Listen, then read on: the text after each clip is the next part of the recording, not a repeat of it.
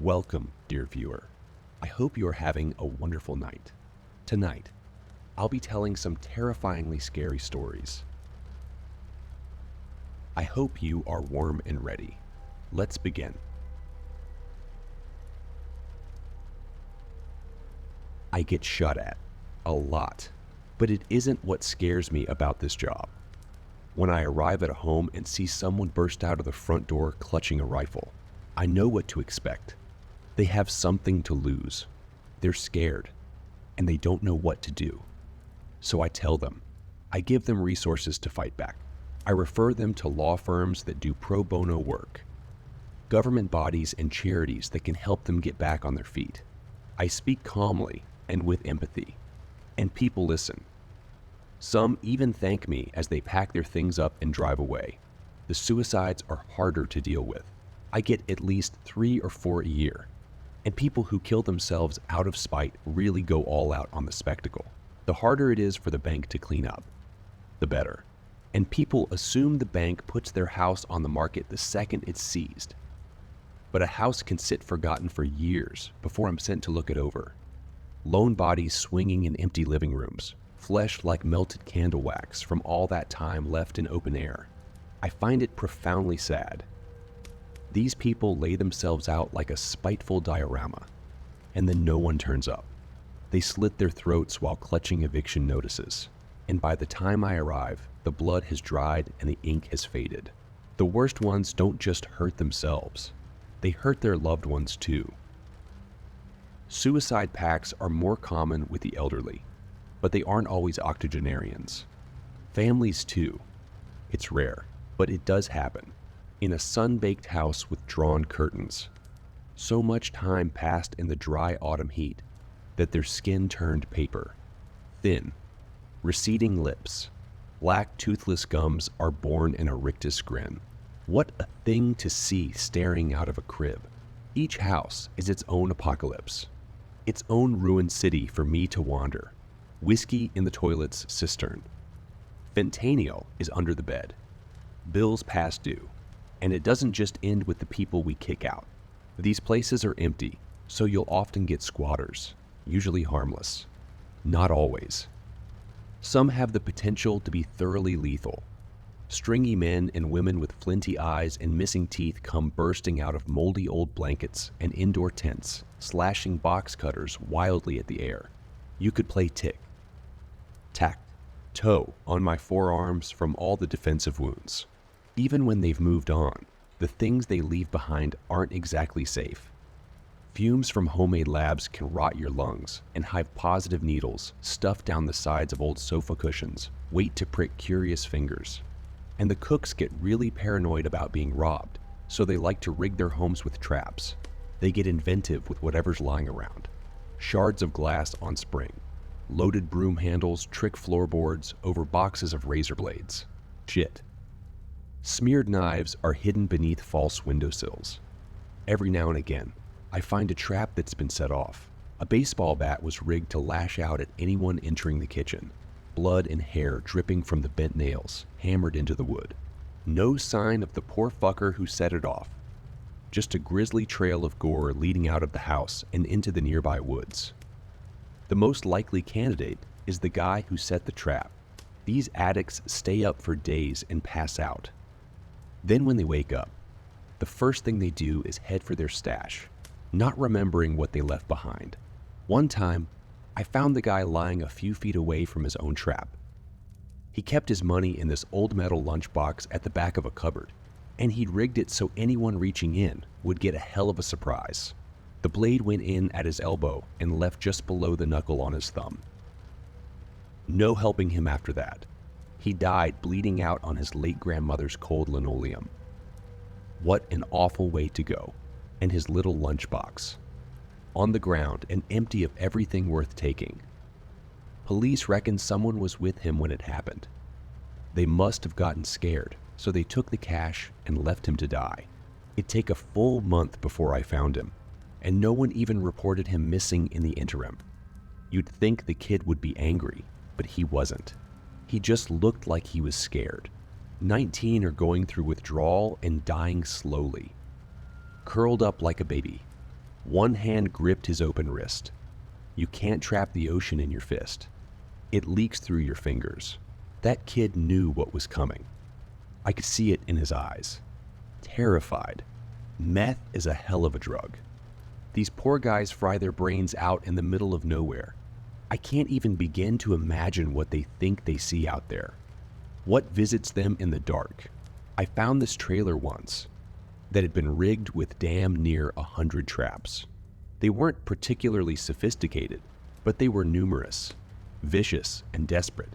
And they circled the lone motorhome out in the middle of the desert like an invading army made of knives, bear traps, stolen guns, and even a few hastily made hides.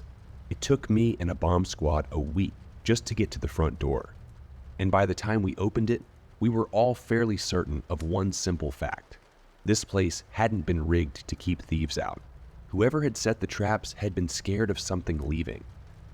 It was probably just drug-fueled paranoia on behalf of whoever set them up. But I think the idea that something was in there waiting for us got under our skin anyway. During the operation, we'd sometimes get shouted reports of someone moving around in the trailer, and the whole site would go to hell. Armed men and women were lying on their bellies, iron sights lined up on the front door, hands shaking. I guess we kept asking ourselves over and over, what's in there that had someone so scared they set all these traps? When we finally got our answer, the first thing we found was a meth lab, which was pretty par for the course. Less normal was a body that had been torn to fucking pieces, halfway to dust after all that time and the heat had passed. But it was strewn all over the interior, walls, floors, ceiling. I couldn't argue it was a natural death or a product of scavengers, not unless coyotes can work a lock and key. What was left of his head and torso looked like he'd gone through hell. I'm hardly a forensic expert, but it looked to me like he died slowly and painfully, missing fingers, teeth. One eye was plucked out. Torture is what it made me think of. Even stranger than all that was what we found sat on the kitchen counter, next to all those broken beakers and stained chemistry equipment. A doll. Not like a kid's doll. Porcelain, like a collector's item, had seen better days. It scared the shit out of me, given the circumstances and all. I couldn't shake the feeling that whoever had made all those traps had done so with that thing in mind. Which begged the question, who was the poor guy stuck inside the trailer, and what had happened to him? The cops wrote it off. Meth is a hell of a drug, so they say. We all knew that. I wasn't so sure. I've seen a lot of weird stuff. Who knows who visited that poor guy out in the wild, so far from civilization. A lot of life gets lived out in the world. Out on the plains or in forests and amongst hills, far from prying eyes. You get a sense of it in my job. The sheer quantity of untold stories, failed dreams, great triumphs, abandoned canvases, well-worn guitars, heydays that came and went, or simply never came at all. Most stories follow a rhythm. Most stories follow a rhythm. Raise profound questions. Others aren't really stories at all, so much as nightmares just waiting for the next victim. This world is full of hidden needles, waiting for probing hands. There are rare occasions where I'll advise the bank not to sell a property. They become part of a kind of no-go zone the government has set up around the country. I only see bits of this machinery at work. Whatever bureaucracy manages, it is way over my pay grade. But there is a system in place for managing the worst of the worst. I'm not talking ghosts either. None of the examples I've given so far would be candidates. It sounds fucked up. I know. Scrub the blood. Scrape the brains. Pick the shotgun pellets out of the plaster. If the next family to move in has to contend with the ghosts of a few clumsy meth heads, or disgruntled former owners, so be it. No, for a place to be deemed a no, go. It has to be beyond recovery and an active threat to life. I'm talking factories with bottomless holes that pump out enough radiation that the government has to build a nuclear dump site just to make a convincing case. Although that is a bit of an extreme example. Most of the time, we just blame it on radon or meth fumes and condemn it. I had this one place, a farmhouse where a family of 5 had lived for nearly 60 years by the time I got there. The kids were adults, and the parents had been dead for a while. The children had resisted selling the family home and tried to keep up with the payments. But they had their own debts, and in the end, the bank got its pound of flesh. At a glance, the house didn't look too bad. Bit run down, sure, but my standards are low. Cracked-in low. Windows were intact, no graffiti. The roof hadn't been stripped. The satellite dish was still up, from where I sat in my car, gulping down a lukewarm bottle of water that had spent the drive tumbling around the passenger footwell. The house was relatively untouched by anything except nature and time. Something about that gave me pause. Shame. I didn't listen to the gut feeling telling me it was all sorts of weird that an isolated house had gone unmolested for so long. I grabbed the keys the sheriff had given me and went inside, hoping for an easy gig. 3 hours later, I was crawling out of a kitchen window I'd smashed, the shirt and skin on my back cut to ribbons.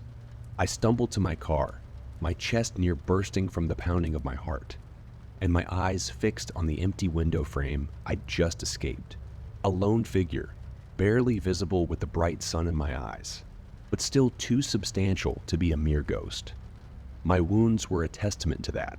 Once the doctor had finished patching me up, I sat in the waiting room and tried calling the former owners, the siblings, one after the other.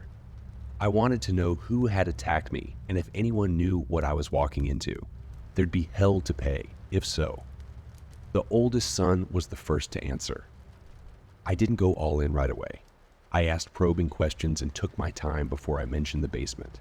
The guy laughed when I brought it up.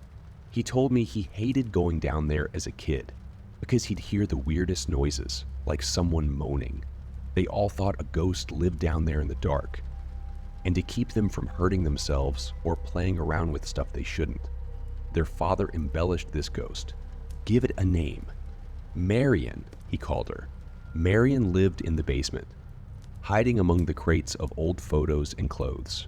She lurked behind the half-disassembled lawnmower, scuttling always to the dark places at the very edge of your eyesight. Marion had long fingernails and a haggard flour sack dress. She had black lips, a pointed nose, and a wart the size of your thumb. Marion ate children. Their dad had told them with glee, and if Marion knew there were 3 bite-sized kids living just above her, she'd come out of the basement and come crawling up the stairs with arms as long as her body, and she'd slink her way into their bedrooms, using the shadows as cover, and she'd start by taking tiny little bites out of any bare feet that lay dangling in the cold. What about that freezer? Did you ever use it? I asked. Oh God, no, he said. Even now, that basement gives me the creeps. And that freezer was where Marion lived, or so we figured as kids, so we stayed the hell away from it.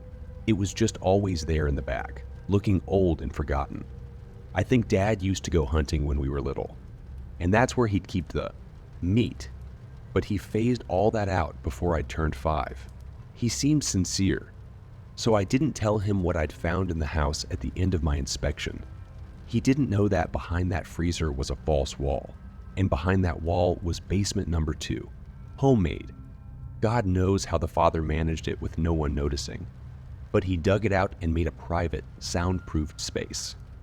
Hollowed out a room about the size of your typical jail cell. The furniture was threadbare, deliberately so. A single mattress is propped up against one wall, an iron shackle bolted into the foundation, a dentist chair modified with restraints, and a stain. A vague Rorschach blob of ancient browns and almost greens pooled outwards from a patch in the corner. It had texture. I knew that stain. I'd seen it before. Residue is left behind after the professionals have finished peeling a desiccated corpse off a hard surface. At first, I assumed someone had moved the source of that stain. There were even footprints, but they didn't look right. Something about them made me queasy. They had not been left in the residue. They were made of it. Something or someone covered in that stuff had been stomping around down there. Until that moment, the inspection had been mundane and boring. But it isn't every day you stumble across a hidden dungeon. Now I was suddenly presented with a hell of a family secret, and one that didn't quite make sense. I stood there for a good minute, trying to make the pieces of that puzzle fit. Had someone moved a corpse and gotten covered in rotten flesh, then walked around, leaving a trail? Why the fuck had they done it barefoot? And why not clean it up afterwards? And how had they been so clumsy yet so clean as well? There were no drag marks. I took another look at those prints, and something inside my gut soured. Small feet. A woman's. We all know this story. Don't make me go over it. Basement out in the middle of nowhere. Restraints. A family man that no one suspects. He'd hunted all right. Sick fuck. So who had died in that basement? And who left those prints? Not all of them were on the floor either. With an increasingly shaky hand, I tracked a few to the wall where they mounted the vertical surface and continued upwards and onto the ceiling. Just like that, a cold sweat gathered on the back of my neck, and a powerful sense of the uncanny ran over me like ice water.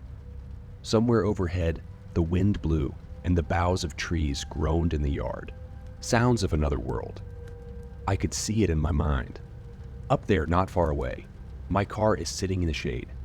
Those images felt like they belonged to another world. I desperately wanted to rejoin it, to leave this squalid little hole behind. All I had to do was walk out of that basement and make room for my car. I wasn't so sure I wanted to move at all. I felt like I might break something brittle. The notion that the creeping dread I felt was all in my head, a product of an overactive imagination, nothing more. And yet, I got this feeling that if I tried to run, the nightmare would spill out into the real world and give chase. I even tried telling myself I didn't know what happened in that room. Not for sure. It could have been a game, one played between him and the wife.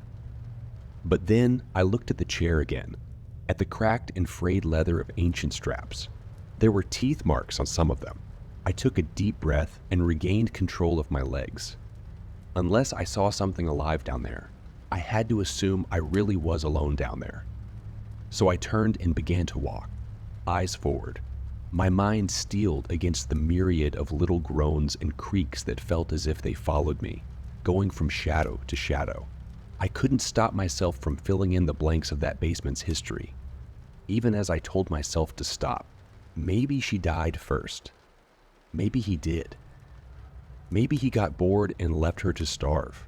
Or maybe he nearly got caught and decided to put it all to an end. Maybe she snuck something sharp and killed herself, but she died for sure. And she stayed dead for a long time, at least a couple months for that kind of liquefaction. She lost cohesion. Skin. Muscle. Blood is like the plug of mold that forms on top of forgotten coffee. I could see it in my head. Her collapse. A claymation time-lapse. Riot of colors. Only somehow did the natural cycle break. She didn't go away completely, and no one came to take her away. Those were her prints on the floor, walls, and ceiling, weren't they? She lay down. She died. And then, somehow, she got back up. By the time I reached the top of the basement steps, I'd scared myself so bad that sweat was pouring off me. So far, the only things I'd seen on my way were just old boxes and crates and ancient bits of crap. Weed whackers and leaf blowers with cobwebs and defunct logos fading away. But that didn't mean I was alone. There was something wrong with that place. I could feel it. Radiant heat, a palpable aura of hatred, even in the absence of anything seemingly real. It was so bad that as I opened the door, I actually felt a moment of childlike relief, a little like how you might feel racing back to bed after going to the toilet in the middle of the night, convinced some ghost was just inches behind you. I laughed, and something cold and hard wrapped around my ankle. A hand had reached up between the slats of the stairs, like it was reaching straight out of the world of make, believe, and into this one, where things are real. I stared down, my heart beating like thunder in my ears, and slowly began to process what I was seeing in bits and pieces. The first was the hand, gnarled, black, like a badly sketched shadow, visible only because it caught the light coming through the open door. And then beneath it, in the shadow, was a face like a skull wrapped in a garbage bag, the plastic pulled tight so you could see the suffocating outline of empty eyes and a gaping mouth. I'd expected something wetter, something straight out of a bad horror movie. In reality, whatever was in that basement had undergone a strange transformation. I only ever saw it in parts, so I can't say for sure what all of it was like, but it sure as shit didn't look like a ghost, a corpse, or anything else I'd ever seen or thought I'd seen in life or movies. It looked like a monster, the real deal, and I reacted like a child seeing the bogeyman. I made some weird, half-muffled groan of fear and ripped my leg away so quickly that I surprised myself and got free. But whatever was hiding under those stairs was quick. Before I had time to take another step, it had left its hiding place, climbed the stairs, and was already driving me to the ground. The last thing I saw before my chin smashed into the kitchen floor was that Marion really did wear a flour sack dress. At the time, this strange detail passed over me without notice. But in hindsight, the fact that the son would later recount that particular item of clothing convinced me that his father had been the man responsible for that hidden basement. It wasn't like it had been waiting undiscovered when the family moved in. And on top of that, the father must have been a real piece of shit to inject that sort of sickening detail into a story he told his kids. He'd likely done it, so if his prisoner ever escaped and his kids saw her, their first instinct would be to scream for their lives and run. I didn't know any of this at the time, of course. I had only vague notions of what had attacked me, something hateful for sure. Something that had died in that awful room and come back to life. God, she was so fucking angry. She pinned me, knelt on my back, and howled like a banshee that had been hit by a car. I pissed myself at the sound and at the feeling of helplessness. At the time, I realized this was a nightmare I couldn't wake up from. She went to work on my back with fingers I couldn't see but could feel as white as hot tattoo. Needle pain. It lasted only a few seconds. The agony was enough to send me into spasms that knocked her off and onto the floor. That tiny moment of freedom was all I needed. I crawled to my feet and jumped headfirst out of the nearest window. I didn't give a fuck about any cuts I might acquire. If you could have felt what I felt, you wouldn't have either. These weren't scratches. Doctors compared my wounds to those left by a box jellyfish, the kind of thing that causes the muscle beneath to wilt and wither after a million hypodermic needles have turned the flesh into a porous sponge. I had to get skin grafts.